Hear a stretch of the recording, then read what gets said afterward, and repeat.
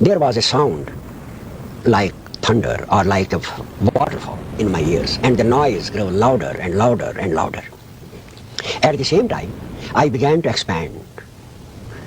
I cannot describe to you exactly what I mean by this, but it seemed that my consciousness was now gaining a wider and wider space, and I was leaving my body behind and projecting myself, spreading myself all around in the universe. The body grew dimmer and dimmer and dimmer and dimmer, and I could hardly hear any noises coming from the street. I remained totally engrossed in the vision that was now unfolding before me.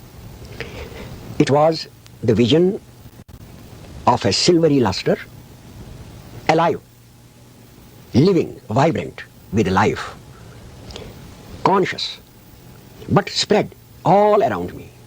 The small self that was I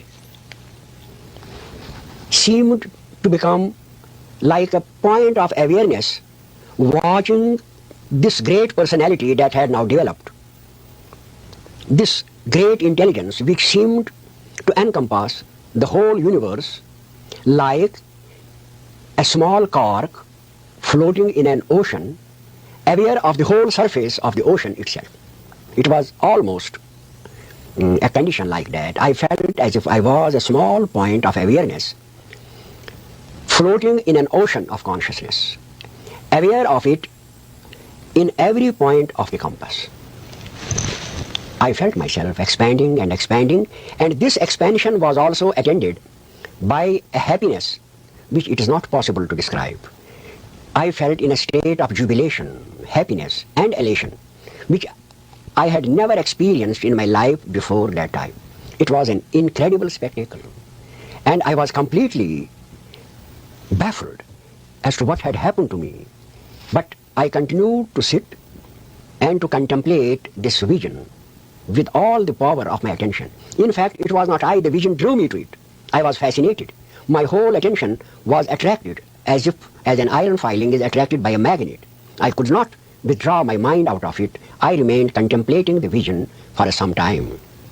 Finally, this circle of light grew again narrower and narrower. It began to contract.